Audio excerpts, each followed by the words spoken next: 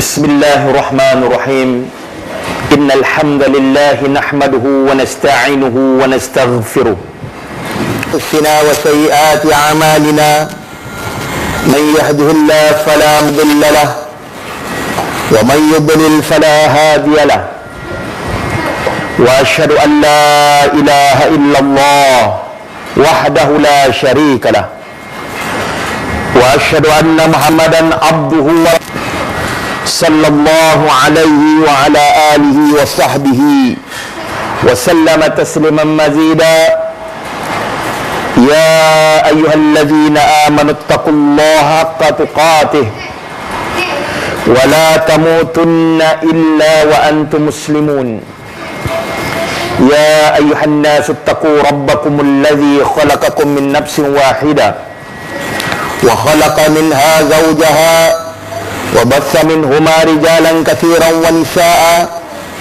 واتقوا الله الذي تساءلون به والأرحام إن الله كان عليكم رقيبا يا أيها الذين آمنوا اتقوا الله وقولوا قولا سديدا يصلح لكم أعمالكم ويغفر لكم ذنوبكم ومن يطع الله فقد عظيما أما بعد فإن أصدق الحديث كتاب الله وخير الهدي هدي محمد صلى الله عليه وسلم محدثات بدعة ضلالة اللهم صل على محمد وعلى آل محمد كما صليت على إبراهيم وعلى آل إبراهيم إنك حميد مجيد اللهم بارك على محمد وعلى آل محمد كما باركت على إبراهيم وعلى آل إبراهيم إنك حميد مجيد. Assalamualaikum warahmatullahi wabarakatuh. Alhamdulillah, tuan-tuan, puan-puan yang dimuliakan oleh Allah Subhanahu wa taala. Pertama sekali kita memanjatkan kesyukuran pada Allah Subhanahu wa taala. Pada malam yang berbahagia ini kita dapat bertemu sekali lagi di dalam kuliah tafsir kita. Malam ini insya-Allah pada dasarnya mereka tetap tidak mahu beriman pada ajaran Rasulullah sallallahu alaihi wasallam akibat daripada perbuatan kekafiran ataupun kekufuran mereka. Pada malam ini kita akan menyambung kembali tentang orang kafir yang mana Allah Subhanahu wa taala menerangkan bahawa Allah telah memati ataupun Allah telah mati mereka kata mereka saya. Okey. Kata Imam Qurtubi, innal ladzina kafaru itu kafaru di sini maksudnya adalah diddul iman, yang bertentangan dengan keimanan, lawan dia. Opposite. Kalau lelaki lawan dia apa? Jantan betina, tinggi rendah, iman kafir. Jadi kafir di sini maksudnya adalah kafir khuruj anil millah, yaitu a'udzubillahi minasyaitonirrajim, qauluhu ta'ala khatamallah, yaitu Allah telah mengunci. Di sini dia mengatakan bahawa bihadhil ayat al-man'u lahum minal iman, yaitu Allah Subhanahu wa taala mengatakan khatamallah, Allah telah mengunci hati-hati orang yang ingkar dan tertegah ataupun terlarang yang sepatutnya. Jadi di sini disebut maksudnya dikunci tadi semata-mata Allah Subhanahu wa taala menetapkan kunci. Maksudnya Allah pun begitu saja, tetapi ada sebab kenapa Allah, jadi disebabkan perbuatan Allah. Lebih panjang mana perbahasa lagi. Okey, kita nak lihat apa yang disebut oleh ahlul ma'ani. Wa qala tentang kullu dal bi asyaratin awsaf. Iaitu Allah SWT telah berkata sebenarnya mengunci. Apa macam mana mengunci, kita akan lihat tafsiran dia. Okey. Apakah seterusnya wattabu tabak difil Kalau barang kotak dah tutup, dia tabak, dia seal. Itu makna dia. Al-dayqu, sempit. Ini yang ketiga. Allah perumpamakan hati orang kafir ni sempit.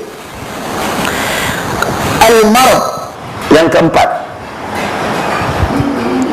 iaitu berpenyakit. War-rainu, ar-rainu ini juga adalah berbentuk ragu-ragu. Qasas wal-hamiyatu, terlindung ataupun tertutup. Wal-inkar, iaitu menentang. Okey, kita lihat apakah ayat-ayat yang Allah sebut dalam Quran yang seerti dengan Al-Khatam, sehingga kita bila baca Quran jumpa 10 ayat ini makna dia adalah lebih kurang sama, walaupun ada juga sedikit perbezaan, tetapi Allah mensifatkan tentang sifat hati orang-orang yang kafir. Itu kafir huruf penentangan dalam keadaan mereka di dunia yang dasar hati orang, tetapi apabila tidak boleh melihat kebenaran yang lebih dasar menentang ini terjadi ketahuan penghuni neraka wa kana minal kafirin, iaitu iblis apabila diperintah iz qala rabbuka lil malaikati inni, tetapi yang Nabi kata banyak ni, kemudian itu al-inkar. Wa qala fil hamiyah, yang menunjukkan bahawa hati orang kafir ini tertutup. A'udzubillahi minasyaitonir rajim. Iz ja'ala alladhina kafaru fi qulubihim al-hamiyata, tatkala telah dijadikan pada orang-orang kafir itu pada hati-hati mereka tertutup. Nanti tertutup sebab apa, ingkar sebab apa, nanti kita akan bincang. Ini saya nak bawakan dalil yang mengatakan bahawa 10 sifat yang disifatkan pada hati orang-orang kafir. Maksudnya kalau kita masuk dalam 10 ni, hati-hati.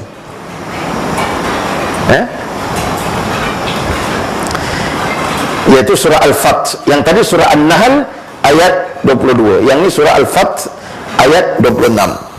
Wa qala fil insiraf thumma insarafu sarafallahu qulubahum bi annahum qaumun la yafqahun. Surah At-Taubah ayat 127. Kemudian mereka berpaling tada ataupun berpaling dari kebenaran, maka sebab paling mereka tadi, maka Allah pun palingkan mereka daripada kebenaran. Ini menunjukkan bahawa Allah tak memalingkan mereka, sehinggalah mereka memilih untuk memalingkan diri, untuk kufur kepada Allah. Barulah Allah khatamallahu ala qulubihim. Bukan dah tetap keluar je, orang ni jadi tertutup Kristian, tak. Kemudian waqala fil qasawatu, dan apa yang disebut hati orang kafir ini keras, seperti mana firman Allah SWT, a'udzubillahi minasyaitonirrajim, fawailul lil qasiyati qulubuhum min dzikrillah, maka celakalah kepada keras hati dia daripada mengasihi Allah. Maksud mengasihi di sini mengikut petunjuk Allah SWT. Orang kafir ingkar, datang Quran tolak, datang sunnah tolak.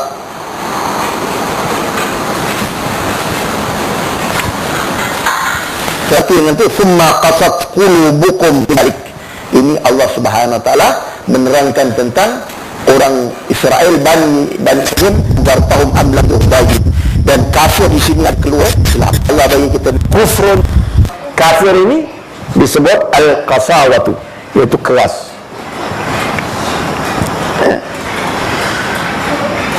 Wa qala fil maut, yang dikatakan pula hati orang kafir ini mati. Allah Subhanahu wa taala berfirman, awaman kana maitan fa ahyainahu, adakah bermulanya dia itu mati maka kami hidupkan balik. Asalnya mereka kufur, mati, tidak mengenal Allah, tidak mengenal ma'rifatullah, tidak mengenal agama, tidak mengenal Allah, tidak mengenal agamanya, dan tidak mengenal nabinya, kemudian Allah campakkan iman kerana usaha mereka untuk belajar, untuk mencari kebenaran, bersabar dalam kebenaran, bersabar dalam kesusahan dalam menuntut ilmu, ya. Maka disebut sebelum itu awaman kana maitan fa ahyainahu, adakah hati mereka mati maka kami hidupkan. Kemudian waqala ar-rainu, ini semua sifat-sifat hati orang kafir. Firman Allah Subhanahu wa taala, kalla barrana ala qulubihim ma kanu yaksibun, yang bermaksud bahkan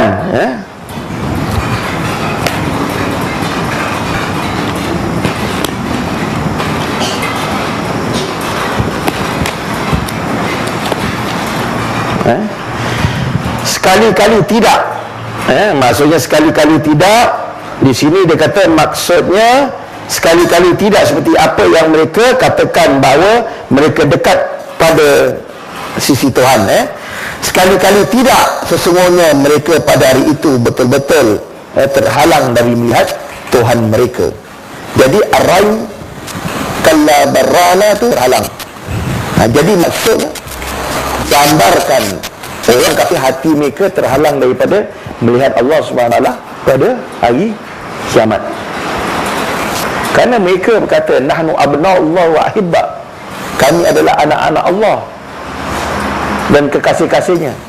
Orang Yahudi dan Nasrani mengatakan, dan mereka kata wa qalu lan tamassana an-nar illa ayyaman ma'dudat, tidaklah kami akan disentuh api neraka melainkan pada hari-hari yang tertentu saja. Ni sifat orang kafir Bani Israel khususnya. Mereka begitu confident, tetapi tidak. Allah sebab bala man kasaba sayi'atan wa ahata bihi hati'atu fa ulaika ashabun nar. Bahkan barang siapa yang berusaha pada perkara-perkara yang tidak elok menuju pada kekufuran, maka akan hancur semua amal-amal dia, maka dia akan kekal dalam neraka. Okey, itu berkaitan tentang apa tadi? Barrana fi qulubihim ma kanu yaksibun. Wa qala fil marid fi qulubihim marad. Kemudian dimaksud kita lihat dalam ayat Quran, fi qulubihim maradun, pada hati mereka ada penyakit. Ini sifat orang kufur nifaq, sifat orang munafik. Depan ni kita akan bincang. Dia ada penyakit, Allah tambah lagi penyakit dia. Penyakit dia tidak yakin pada Islam. Kemudian Allah lagi dia mengkhianati Islam. Dan bertambah-tambah lagi keraguan dia terhadap. Kemudian disebut juga hati orang kafir ad-dayq. Seperti ayat 125, Billahi minasyaitonir rajim, wa yurdi wa man yaj'alu sadrahu daikan haraja. Dan barang siapa yang dikehendaki oleh Allah untuk disesatkan, maka Allah jadikan dada dia sempit.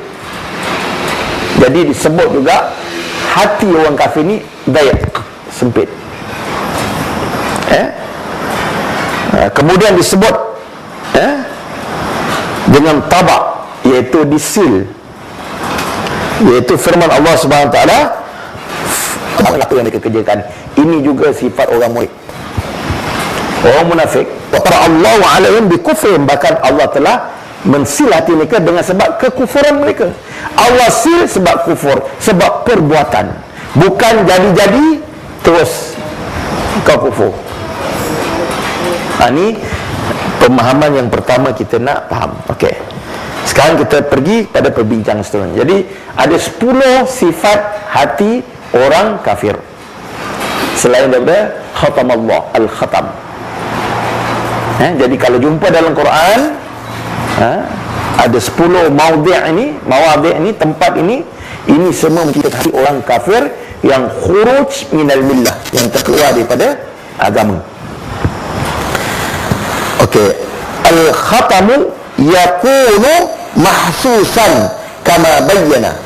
Okey, Yang dikatakan dikunci, dia dekat sini dia kata wa ma'na kama fi hadhil ayah fal khatamu 'alal qulub, maksudnya yang dikatakan terkunci hati adamul wa'i anil haq, tak faham kebenaran, terkunci hati dia, tak kenal ma'rifatul haq, tak kenal Tuhan dia, tak kenal agama dia dengan sebenar, tak kenal Nabi dia dengan sebenar. Maksudnya tak kenal Tuhan, dia tidak memahami sebenarnya apa yang dimaksudkan beriman kepada Allah, apa yang dimaksudkan beriman dengan agama Allah, apa yang bermaksud beriman dengan Nabi dia.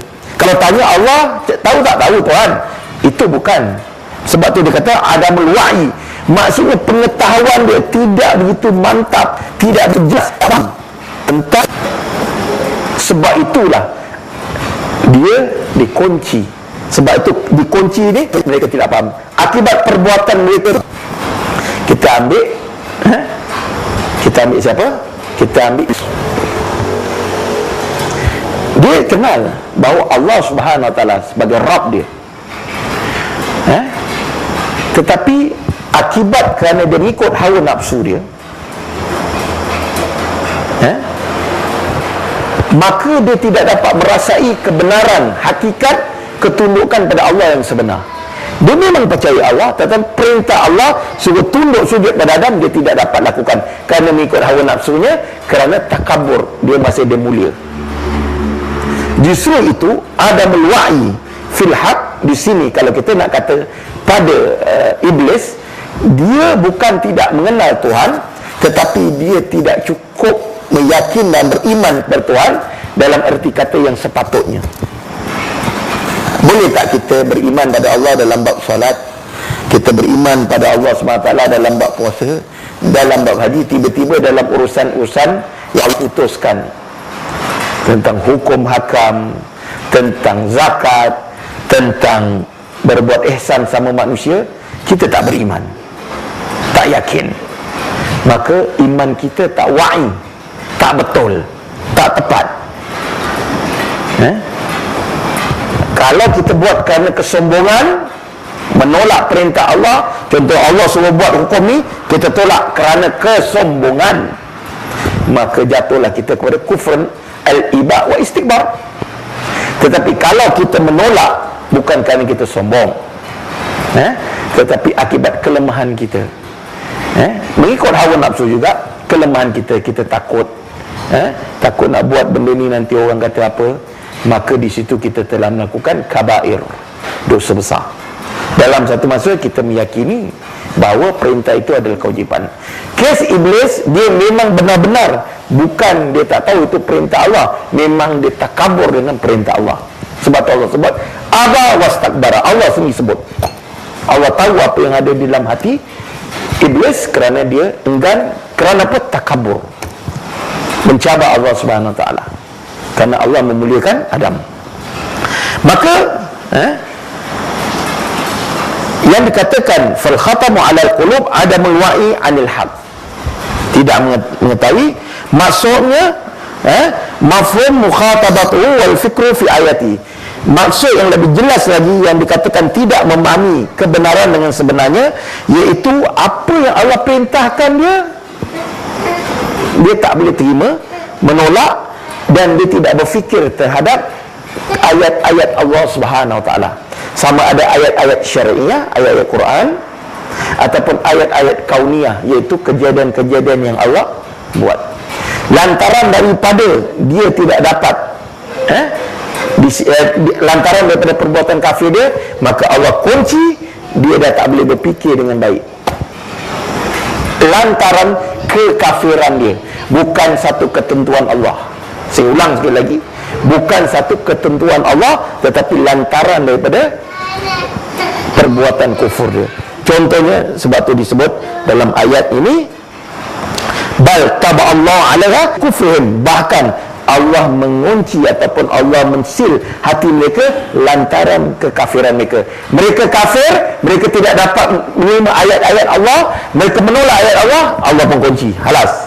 Bahasa Arab, tak nak sangat menolak, maka Allah kunci. Ini yang kita takut. Sebab tu kenapa kita kadang-kadang cakap, kenapa orang ni dah cakap Quran, cakap hadis, tak boleh nak terima juga? Kerana dalam diri dia, dia dah set hawa nafsu dia, dia mesti tolak atas dasar mungkin takabur atau i'rad yang 5 tadi, ataupun syak, ragu-ragu, iya ke? Iya ke ayat Quran ni? Contoh. Ataupun nifaq, memang orang munafik dia tak suka pada ajaran Quran dan Sunnah, cakap je, mari kita ikut Quran Sunnah, mari kita ikut Quran Sunnah, contoh, tetapi dia tak mau. Dalam hati dia sedikit pun sebenarnya tak mau. Sebab tu kufur nifaq ini dia berada di bawah sekali, bawah dalam segi penentuan kufur. Kenapa? Kerana tak ada orang boleh tahu orang munafik ni dia kufur.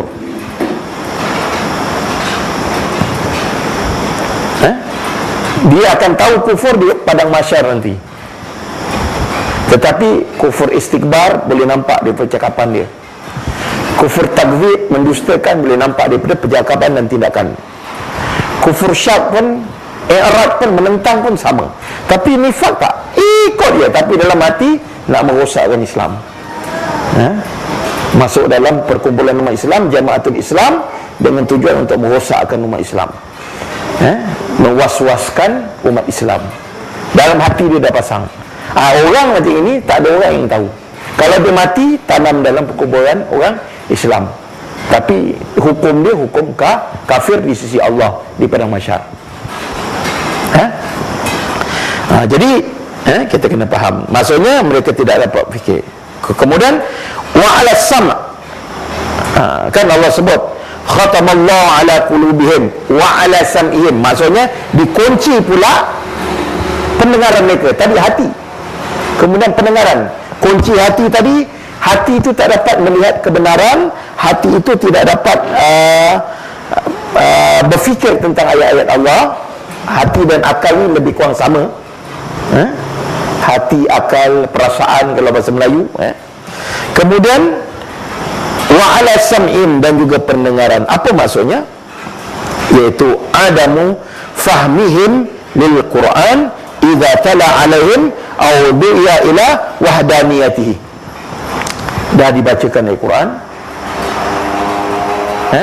dah diterangkan ini ajaran Islam, Islam suruh macam gini. Lantaran kekafiran dia, maka apa yang masuk dalam telinga Al-Quran dia kunci, dia tak boleh berfikir. Hati dia dah kena kunci, telinga dia kunci. Bukan dia tak dengar ayat tu, tetapi dia tidak dapat mengambil manfaat. Sebab tu Quran ini hanya dapat dimanfaat bagi orang bertakwa. Orang kufur tak dapat manfaat, walaupun dia boleh hafal Quran. Di negara Arab ramai orang Arab yang bukan Islam yang menghafal Quran, tetapi kenapa dia tetap dengan agama dia sendiri? Ini soalan dia. Kerana dia mendengar, tetapi telah ditutup pendengaran dia. Kalau ditanya salah seorang selebriti yang terkenal di Arab, namanya George Qardah, orang Suriah. Dia biasa jadi pengacara, orang lelaki. Kalau kita tak tahu dia, kita ingat dia orang Islam. Dia akan sebut qala Allah Ta'ala wa qala Rasulullah sallallahu alaihi wasallam, sahabat radhiyallahu anhum, dia sebut. Bila ada satu majalah menemu ramah dan cerita, baru saya tahu George Qardah ini orang Kristian. Dia mula terkenal, yang saya kenal dia apabila dia menjadi pengacara di A Million, yang macam Jalaluddin Hasan dulu jadi, yang 1 juta tu, judi tu. Jadi di negara Arab, soalan-soalan yang dikemukakan kebiasaannya dalam berbentuk agama. Cerita tentang peperangan, cerita. Jadi masa dia bercakap sebagai pengacara majlis, yang saya tak tahu sebelum tu dia Kristian, jadi dia baca contohnya, peperangan Uhud ni berlaku pada tahun siapa yang terbunuh, dan dia ada A apa, B apa, C, D, contohlah. ada patut ayat ni diturunkan di mana. Nanti dia baca ayat Quran, dia baca. Jadi dalam majalah tu ditanya, apa sebab dia hafal Quran? Dia kata Quran ni bagi dia dan orang yang sealiran dengan dia lah sebagai buku sastra Arab. Dia orang Arab, jadi dia menghafal macam buku cerita, literature kata orang putih, buku sastra, kesusastraan Arab. Dan dia akui bahasa Quran tinggi di segi bahasa, grammar dia dah seumpama, tapi dia kafir. Ini yang dikatakan, iaitu fi kulu yang dikatakan tadi, wa ala sam'ihim, iaitu pendengaran kita, mereka tidak faham terhadap apa yang mereka baca Quran ni, tak dapat. Dia cuma tahu je Islam, kafir, beriman, tapi tak sampai pada hati dia, sebab hati dia dah kena kunci dulu, lantaran daripada dia tidak mahu kebenaran. Bukan saja Allah lahir-lahirkan George Kerda tu kunci hati dia, kunci telinga dia sampai dia tak, tapi lantaran daripada dia tidak mahu menerima kebenaran, tidak mahu mencari kebenaran. Sama juga orang Islam yang menolak gerakan sunnah, walaupun tidaklah sampai ke tahap kufur. Bagi saya ada tahap boleh sampai kufur, ada tahap kita tidak boleh kata orang kufur menolak gerakan sunnah. Pertama, menolak gerakan sunnah jelas menolak Nabi. Untuk ihya sunnah, menghidupkan sunnah, bermati-matian menentang. Kalau penentangan tu akibat kejahilan, hanya Allah yang mengetahui, semoga Allah mengampunkan mereka. Tetapi kalau mereka menentang al-i'tirad, menentang as-sunnah kerana takabur dan kerana enggan untuk mengikut sunnah, jawapan mudah aja, termasuk kufur al-i'rad, boleh terkeluar dari Islam. Tak payah banyak sunnah, satu sunnah cukup.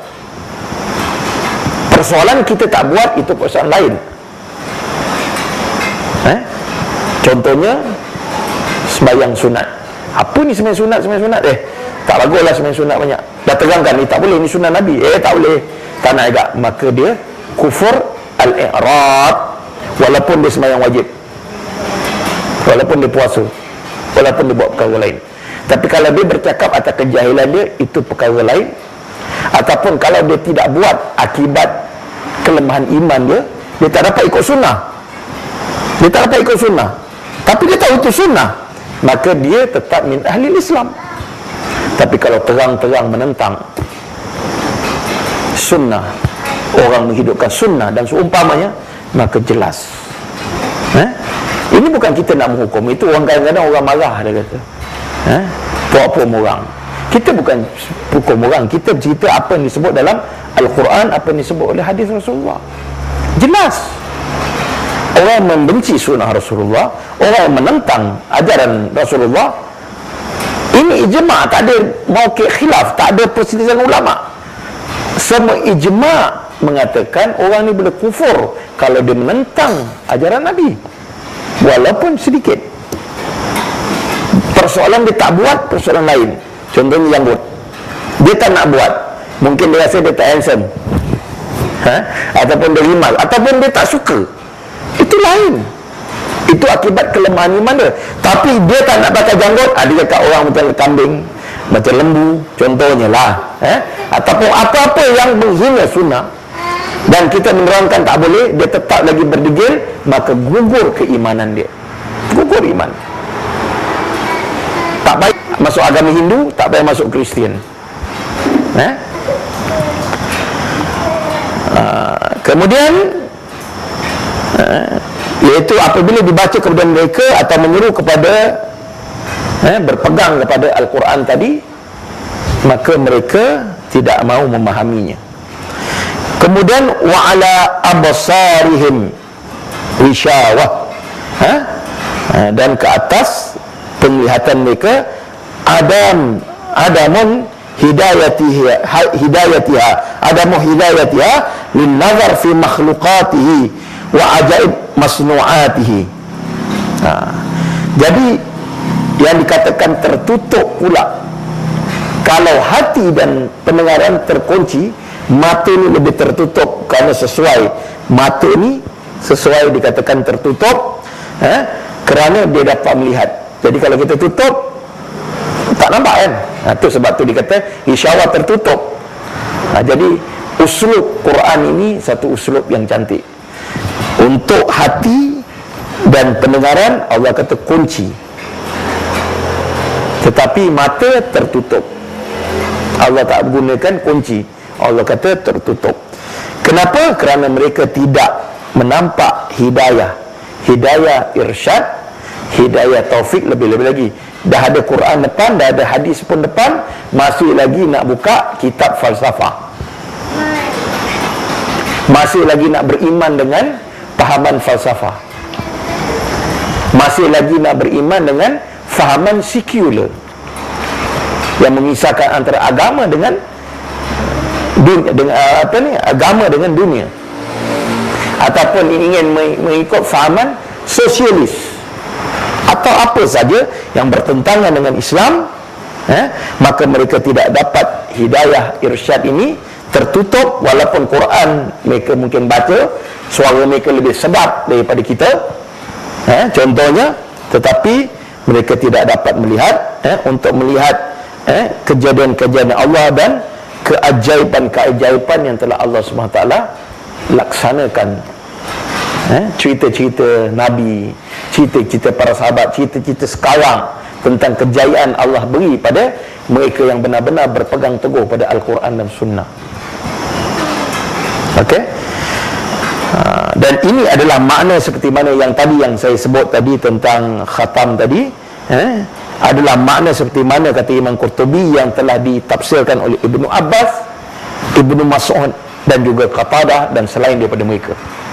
Tafsir ni bukan tafsir Imam Qurtubi sendiri, tetapi tafsir yang disebut tadi, khatamallahu ala qulubihim wa ala sam'ihim wa ala absarihim gishawa walau mazabun azim, tadi adalah tafsir yang kita dengar, yang saya baca, saya terjemahkan satu persatu tadi, adalah tafsir daripada Abdullah bin Abbas, Abdullah bin Mas'ud dan Qatadah, seorang tabi'in, dan selain daripada mereka bertiga. Maka ini kita kena faham apa yang dimaksudkan dengan dikunci hati, kunci telinga dan ditutup mata. Okey. Kemudian pada ayat ini menerangkan dan menjelaskan dengan sejelas-jelasnya bahawa Allah Subhanahu Wa Taala yang mencipta petunjuk dan mencipta kesesatan. Maksudnya Allah yang menetapkan orang ini dia mengikut petunjuk, dia dapat petunjuk. Orang ini ingkar kafir, dia dapat kesesatan. Allah lah yang menjadikan al-huda, hidayah tadi, dan juga ad-dalal. Okey. Wal kufru wal iman. Seorang tu kufur dan iman juga adalah dengan sebab Allah Subhanahu Wa Taala. Cuma macam saya kata tadi, kenapa Allah bagi orang tu hidayah? Kenapa Allah jadikan orang tu dalal? Kenapa Allah jadikan orang tu beriman? Kenapa Allah jadikan orang tu kufur? Akibat kerana perbuatan mereka sendiri.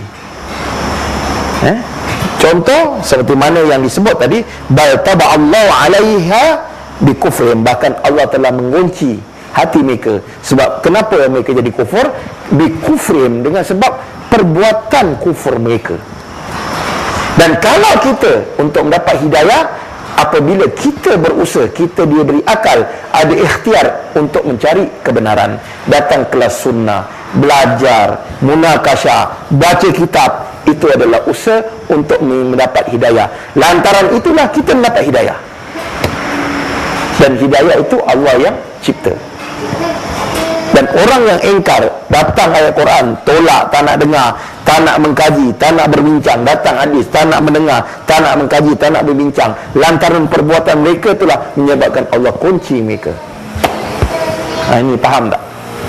Bukan terus ini jadi geng sunnah, ini jadi geng bid'ah. Tak.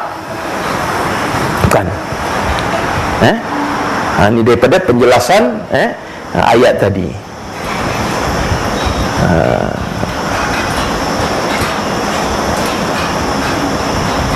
Jadi ini kita perlu memahami tentang persoalan. Okey.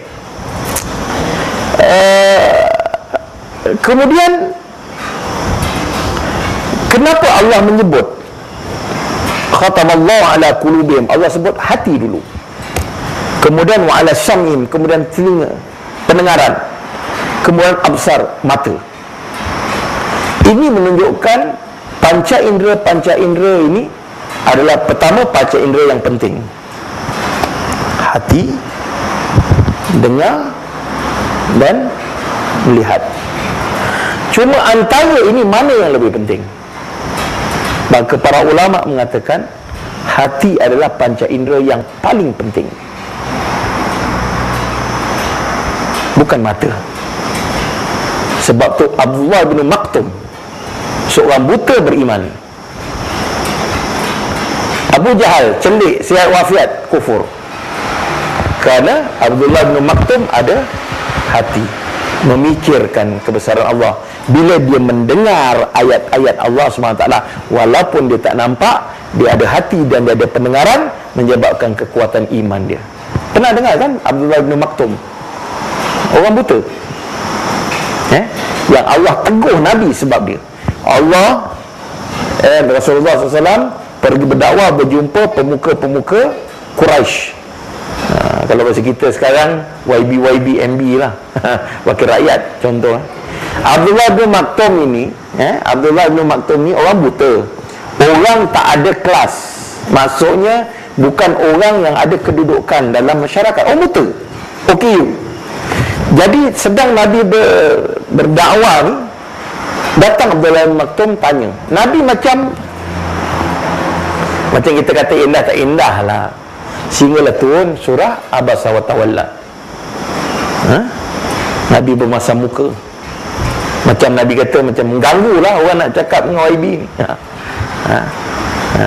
Nabi punya satu harapan yang besar kepada pemuka-pemuka, betul lah dari segi strategi dakwah, tetapi Allah mengingatkan petunjuk tu bukan mesti kau pergi jumpa orang tu. Kadang-kadang berlaku, banyak kes berlaku, kadang-kadang kita ni berhujah dengan orang. Misal saya dengan abang ni tentang sunnah, dia tak ikut, yang dengar ni ikut. Hidayah kalau Allah nak bagi, bukan mesti saya niat nak sampaikan dia supaya dia mengikut sunnah, tapi orang lain yang dengar perbincangan saya, dia tak ikut, orang lain ikut. Jadi persoalan hidayah, Allah dah katakan innaka la tahdi man ahbabta walakin Allah yahdi man yasha. Jadi kita kena ingat dalam dakwah ni tuan-tuan, jangan kita terlalu fokuskan menteri.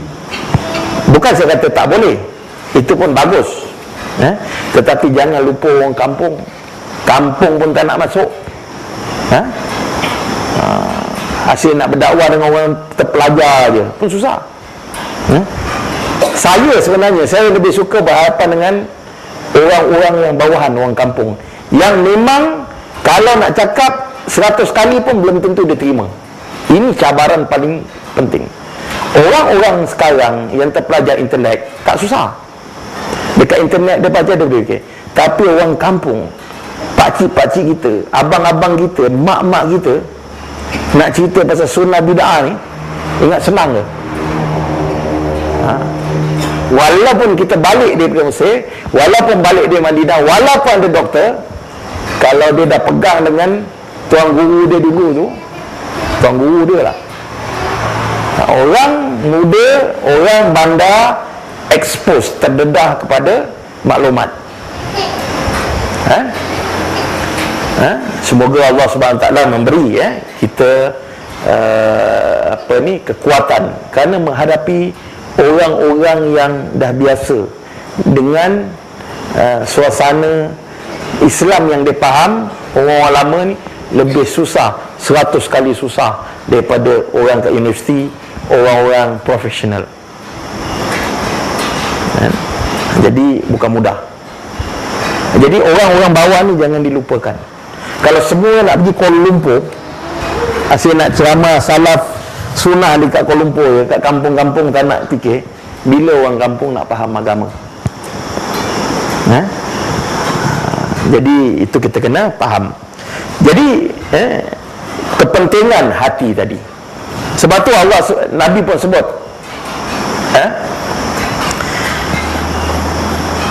sesungguhnya pada diri anak Adam, ala anna fil jasadil mudghah idza salahat salahal jasad kullu wa idza fasadat fasada jasad kullu ala wahya qalb. Nah, ketahuilah semuanya pada diri anak Adam tu ada seketul daging, hati. Kalau baik, baiklah semuanya, kalau buruk, buruklah. Ketahuilah itu adalah hati. Sebab itu kita berubah. Contohnya kita beramal dengan ajaran Islam dengan sebenar-benarnya, mengikut sunnah, datang daripada hati kita dulu, hati yang jelas terhadap agama.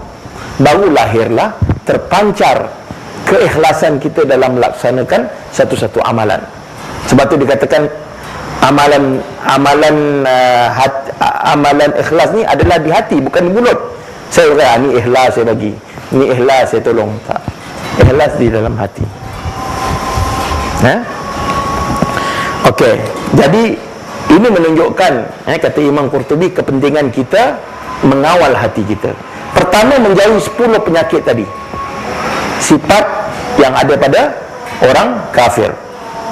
Itu yang pertama. Yang kedua, ala bi dzikrillahi tatma'innul qulub. Ketahuilah dengan mengerti Allah, dengan membaca ayat-ayat Allah, memahami, merenung, maka akan beri ketenangan, kejelasan kita terhadap agama. Tenang hati kita. Kalau ibaratnya malam ni mati pun sekalipun, ibaratnya kita telah jelas terhadap agama kita. Ala bi dzikrillahi tatma'innul qulub. Persoalan kita ada buat dosa atau apa, itu persoalan yang lain. Tetapi kejelasan dasar agama kita telah jelas. Tuhan kita, bagaimana kita nak beriman, apa yang dikatakan syirik, apa yang dikatakan al-ittiba' dengan Rasulullah sallallahu alaihi wasallam, kita telah jelas. Jadi kena jaga hati kita. Untuk menjaga hati ini, tuan-tuan, kena banyak merenung ayat-ayat Allah Subhanahu wa taala. Ayat-ayat syar'iyah dan ayat-ayat kauniyah.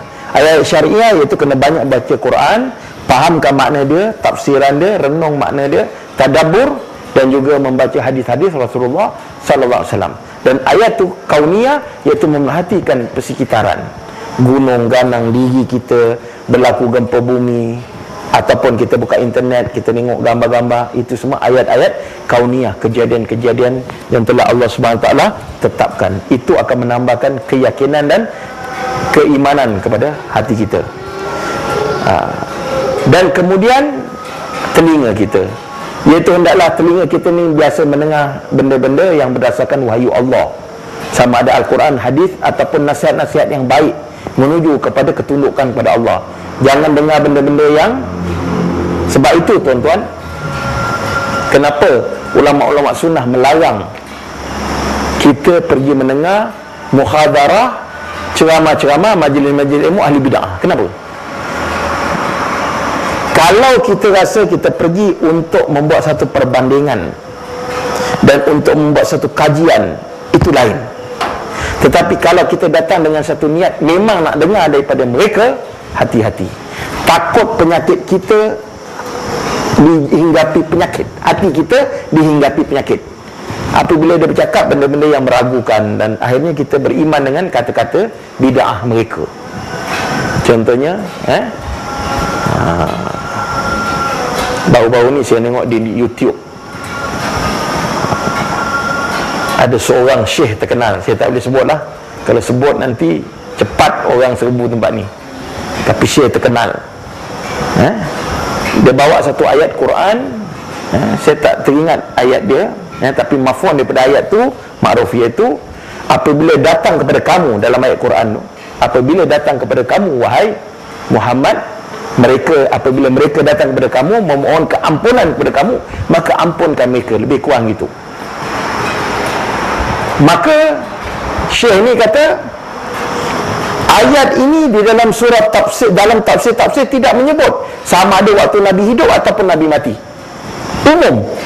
Hanya Wahabi je yang kata ayat ini untuk waktu Nabi hidup. Datang minta ampun dengan Rasulullah, ampun. Bila Rasulullah dah mati, tak boleh pergi kubur Rasulullah. Ya Rasulullah, ampunkan aku.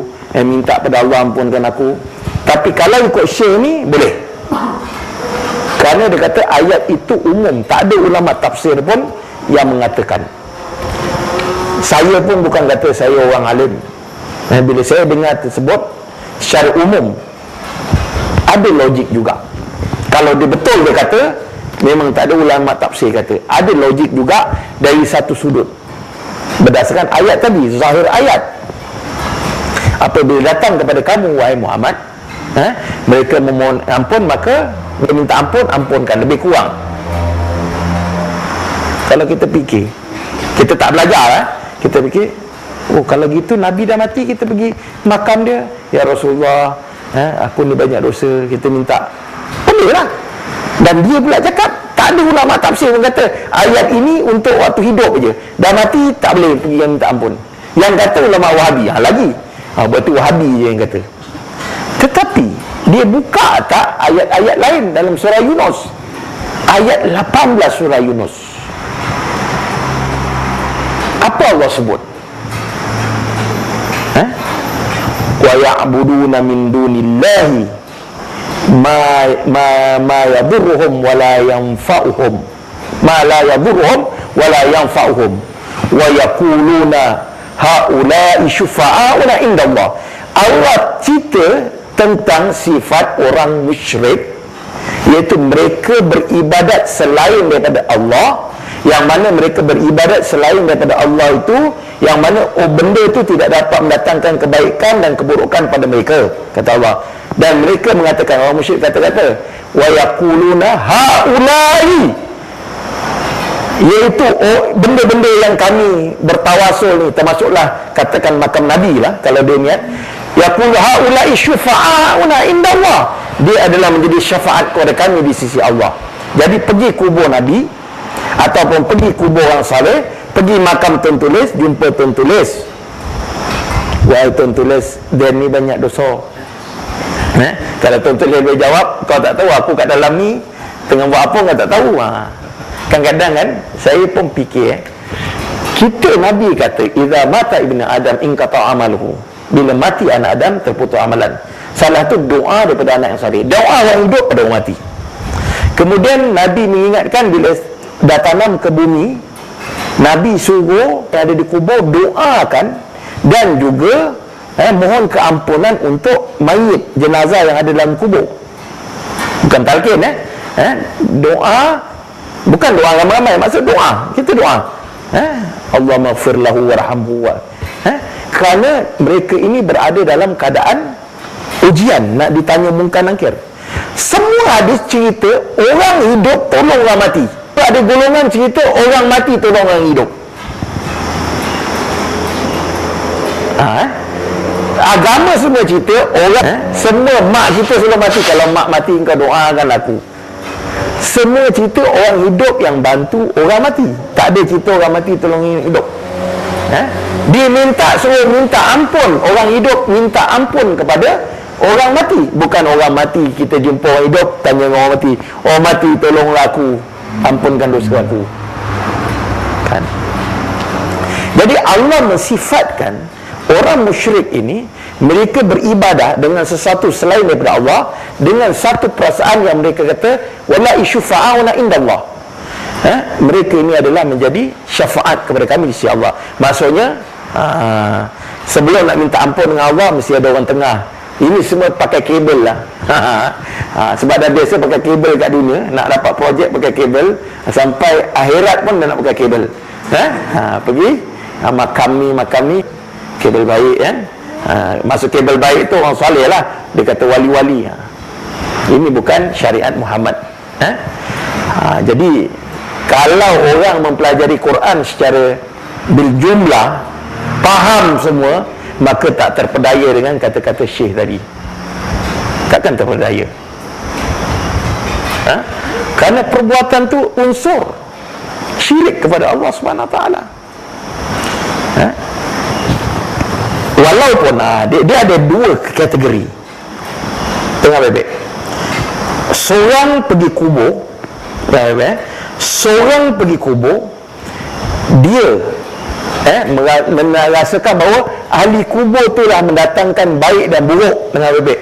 Mendatangkan baik dan buruk, maka ini syirik akbar, terkeluar dari Islam kalau dia tak bertaubat. Tapi kalau dia pergi kubur, dia percaya baik buruk pada Allah, tapi ada orang tengah kedal, ni maka ini adalah wasilah ila syirik akbar, jalan menuju kepada syirik akbar.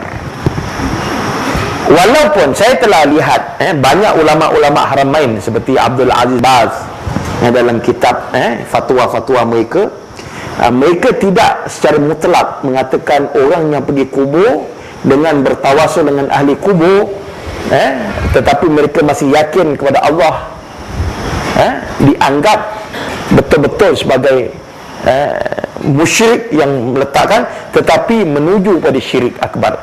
Maksudnya kalau ni syirik, dia betul-betul kat sini. Jadi senang cerita, Nabi dah sebut dalam hadis, al-halalul bayyin wal haramul bayyin wa bainahuma umurun mushtabihat. Ini yang dikatakan perkara syubhat. La ya'lamunnahunna katsirun minan nas. Kebanyakan manusia tak tahu pasal syubhat ini. Dia ingat boleh. Orang kita kalau cerita syubhat, makan je, minum, makan minum, sebab memang kita ni suka makan minum. Dalam akidah tak pernah fikir tentang ada syubhat. Dalam ibadat tak fikir tentang syubhat. Dalam syubhat, walaupun dia kata aku tak yakin kubur wali ni yang menentukan, kenapa kau pergi minta dengan dia? Ini persoalan dia. Ini yang dia tekan syubhat. Kerana menepati seperti wa ya'buduna min dunillahi ma la yanfa'uhum wa la yadurruhum ma la yadurruhum wa ma yanfa'uhum. Saya confuse kat situ ayat dia. Tetapi uluna haula'i syufa'una indallah. Surah Yunus ayat 18. Jadi ini kena faham. Jelas okey. Jadi maksud dan perempuan, hati ni penting, pendengaran dengan ayat-ayat Allah, dan mata untuk melihat. Okey. Kita tengok betapa pentingnya susunan struktur pendengaran dan mata, sehinggalah kejadian manusia pun apabila lahir, panca indera mereka akan bergerak pada 3 keadaan ini. Kita tengok bayi baru lahir. Adakah bayi baru lahir tu kau boleh lihat? Tak. Memang dia tak boleh lihat walaupun mata dia terbuka. Dia akan dengar dulu. Sebab tu budak Abdul Rahman mata dia tak tengok. Sebab dia dengar orang cakap. Tetapi sebelum dia mendengar, dia dah ada hati, akal dia. Cuma kadar dia yang sesuai dengan dia. Sebab tu dia boleh mendengar. Dia dah berfikir ada orang panggil dia. Tapi dia tak nampak lagi. Nampak selepas 2 bulan. Lepas berapa bulan lahir, lebih kurang 4 bulan ke 2 bulan. Lepas 2 bulan baru kita main-main ini, baru dia tengok budak. Mana budak baru lahir tunjuk gini kat mata dia. Ini maksudnya kejadian manusia. Allah jatuh panca indera tu memang macam gitu. Tak ada budak mula-mula je dah boleh tengok. Lepas tu kap dulu, melainkan Nabi Isa lah, tu lain. Itu kes-kes special case yang Allah nak jadikan. Jadi ini 3 panca indera ni kita kena perkasakan roh kita, pemikiran kita untuk melihat kebenaran. Kita ni untuk mendengar perkataan-perkataan yang baik. Kalau duduk rumah je tak nak dengar, ataulah ini ajaran sunnah ni, tapi tak pernah nak mendengar apa yang orang cakap, takkan nak pernah. Dan